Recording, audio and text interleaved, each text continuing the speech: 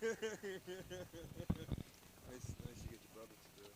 Anyway, getting back to the subject. Okay, back to the subject. So we were talking about my views, my ideology. So here's the thing.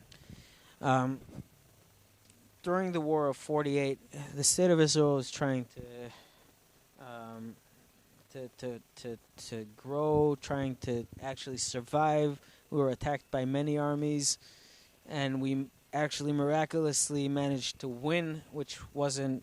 I see it as a miracle.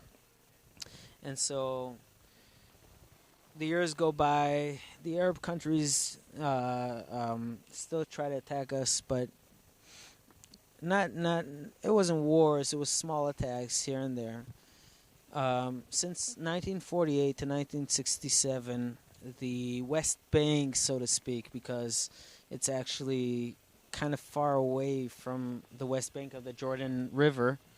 The Jordan River runs kilometers away from where I lived, but Where do you live? I live in Gush Etzion, which is near Bethlehem, which was where Jacob, which is where Jacob buried his beloved wife Rachel, Rachel.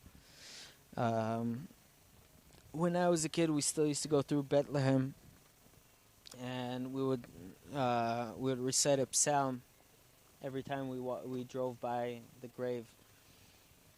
And then later on, the Oslo agreements came, and in the Oslo agreements, the state of Israel gave Bethlehem back to the Palestinians. And I say Palestinians, although, in my opinion, there is no such nation. They're part of the National Arab Uprising that started in the 20s of the last century. Whenever Hitler came to power, they started. Right. So that the was Nazi Party. Haj Amin al-Husseini, which was the Mufti of Jerusalem. Hitler came to power, that's basically when PLO was formed.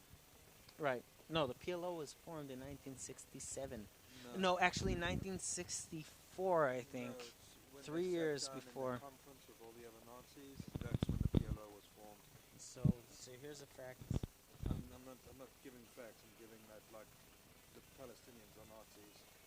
The Palestinians, the That's what I'm authorities, saying, the authorities are I'm not- definitely Nazis. Well, you can see by the propaganda. The Arabs have never had like something that's actually like the Arab Brotherhood, all that kind of stuff. Has nothing. There's no Muslim concrete- Brotherhood in Egypt. Whatever. That's the godfather of Hamas. You can say that it was formed in this time, founded. Jews founded things. Jews found things. Like they start things, they establish things. All good companies are established by Jews. Arabs don't really. They get together, they rape, they kill, and they enslave people. That's their form. They don't really establish anything. They've never done anything. I've just recently seen a video by a Muslim sheikh speaking of that topic, and he said the same thing. He said that the Muslim world does not have an industry. It does not. People don't work. They work for 27 minutes a day. That's the average work day. I'm sure people in America put in 12 hours a day. In the Middle East, the Arabs, in Israel, how long do you work for? So there are Arabs in Israel. There are Arabs in Israel who are Arabs actually don't work- peace-loving, and I know a few. Yeah, but the Arabs. They're not very. I'm talking about They're the very Arab, the few. average Arab in the Middle East works for 27 minutes. Right. Right. That's the average. It's Jews, how long- a culture. How many hours do you work a day? Personally, me, Yeah. wait more than what I'm paid for, because What? well, I don't 2 get paid. hours, 3 hours. No, 12 hours. 14 hours. and You work a higher. 14 hour day. 14 and more. Okay, in America the average day is like 9 to 5. Right. South Africa is the same thing. Right. Australia, England, all of it's 9 to 5. The Arabs work 27 minutes a day. Yeah, it's They're not too out- much. They're out having sex with But sheep. here's the question. They're out raping women. They're out there planning terrorist attacks. That's what they're doing. So the All number the one time. terrorist threat, the number one security threat in the world is Muslims. It's nothing. You can't hide from that fact. The number one I security. would say it's uneducated people, like Arabs are uneducated. They're like Right. they're So it's a far culture right. thing. They're far right. I mean, although they're now deemed as far left because like far left people are like it's supposed to be peace-loving people, but it's actually it's a crock of lies. Basically, the people that are far left, peaceful, the liberalists and all those other people, those yakety schmacketys, they're actually the far right. They're very violent people.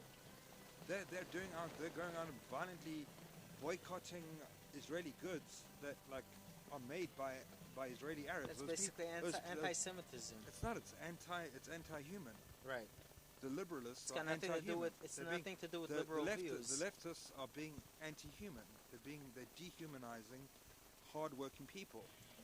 Leftists have become like people that just gain off the actual like the livelihood of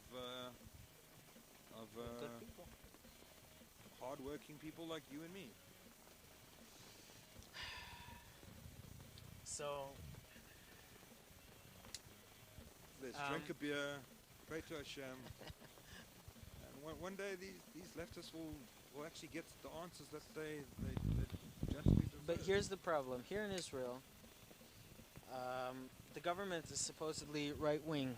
Do you know what the problem is? There's no problems in Israel. Everyone's just making it there's problems, but there's no real problems. I mean, we have terrorism. That's a problem. In Africa, there's every 6 seconds a woman is raped. That's a problem. So in America, they have in Chicago the same. In a month, they have the same amount of violence that Israel has in a year. So that's a bigger problem, but it's not. It doesn't mean that it's not a problem. It has to be dealt with. I mean, terrorism is The problem is something that that has to be dealt with. The problem is that the whole world always had a problem with the Jews, and that comes from the Bible. So if you just have a little bit of faith, believe in whoever you want to believe in, but we believe in God, everything will be right.